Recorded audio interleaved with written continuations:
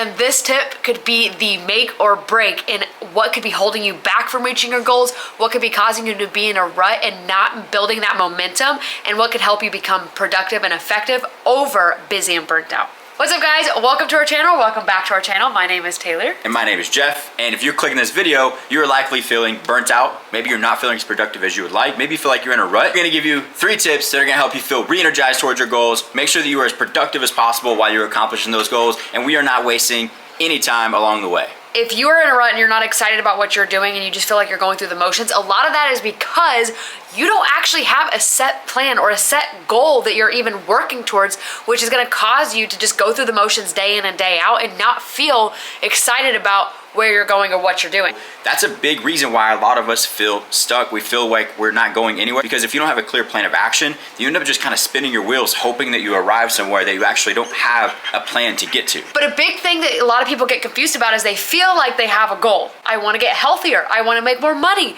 But the problem is when you create too vague of a goal or too vague of a plan for that goal, then we don't understand why it's not working. It's because we're being too broad that we don't actually know what it is we're actually working towards and what the steps are needed to get there. Imagine that we're starting on the West Coast. We're starting in California, and I give you a mission to go drive across the country to Florida. And you just jump in your car, you start driving southeast, you may eventually end up in Florida.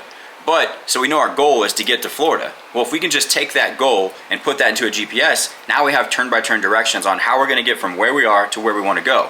So that's what you also need to do is make sure that you build your own turn-by-turn directions to get you from point A to point B. Those turn-by-turn directions can be milestones, right? So for an example, if we wanna go from California to Florida, let's go California to New Mexico, New Mexico to Texas, Texas to Louisiana, Louisiana to Florida. We know if we hit this milestone to this milestone, we're on the right track. We have a clear plan and we know what we need to be doing daily to get there, which that leads to excitement on the daily action. It leads to excitement on the daily plan so that we stick to it and we can actually follow through and see the goal all the way through. So if you're thinking, I want to be healthier, instead of just saying I want to be healthier, what does healthy mean to you? Get a little bit more specific, and then what is a daily action or a few daily actions that are gonna help you achieve that specific goal?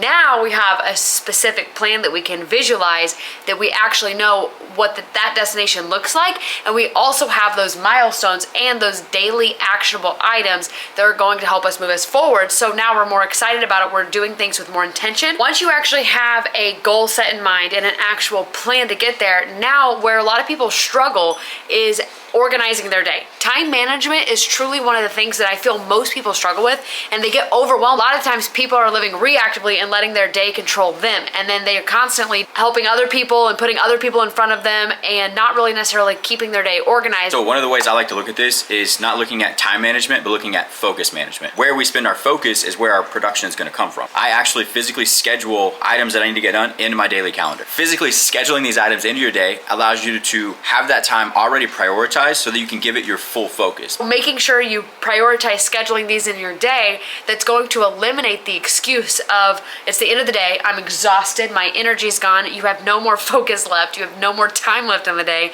and you're like, what the heck did I just spend my day doing?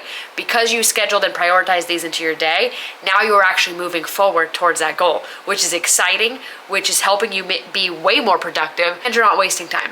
So like Jeff said, we like to use Google Calendars, but you can use planners, you can use apps, you can use whatever it is that you like to use. And if you have something that you recommend, make sure to drop it in the comments, and that way we can all help each other too. Yeah. So one last thing to add to that is that the reason that we do this is because we like to think that if we have these important tasks in our day, that we're going to prioritize them. But just writing on a piece of paper and not physically scheduling into your day with a planner or an app or anything else that you're using to manage that time, manage that focus, then you're actually not prioritizing it. You're just hoping that it gets done. And if you leave it to hope, then we already know how that goes. That's why we typically end up in the position we're in, is because we're just letting things happen and not controlling our day. So now that you have a goal, you have a plan, you've scheduled it into your day, now, one of the things that I see that a lot of people struggle with, including myself, is procrastination. How do we overcome procrastination? How do we recognize that we're even doing it, and what does that actually look like to fix it? So procrastination is most commonly thought of as, hey, I'm gonna put this task off over and over and over again, right? We're just putting things off, which is absolutely accurate. But there's a specific type of procrastination that I know all of us fall guilty of, and it's very, very difficult to identify, which is why it's so dangerous, okay? It is called creative avoidance. And I'll plug the podcast that we found this from in the notes here that you can read more or learn more about creative avoidance. But creative avoidance is simply filling your time with unnecessary tasks that are maybe more fun or easier to do that don't drive a result. Right? So it's cool to say, all right, I did this thing and I checked it off my list, but what result did you get from that? Or did you actually get better from doing it, or did you just check it off a list and it makes you feel good?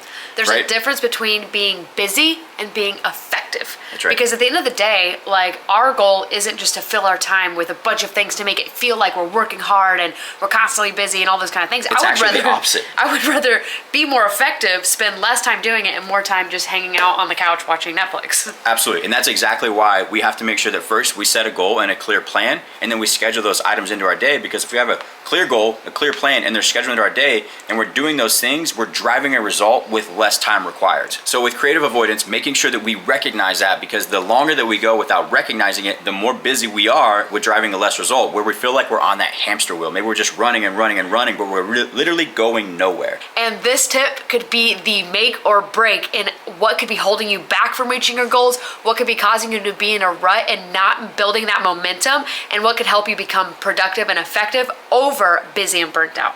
The story of the buffalo and the cow. There's a herd of cows, and when the cows sense a storm coming, the cows all run away from the storm. All right? They think they can outrun the storm. They think they can get away from it, just like we think we can get away from whatever we're procrastinating, right?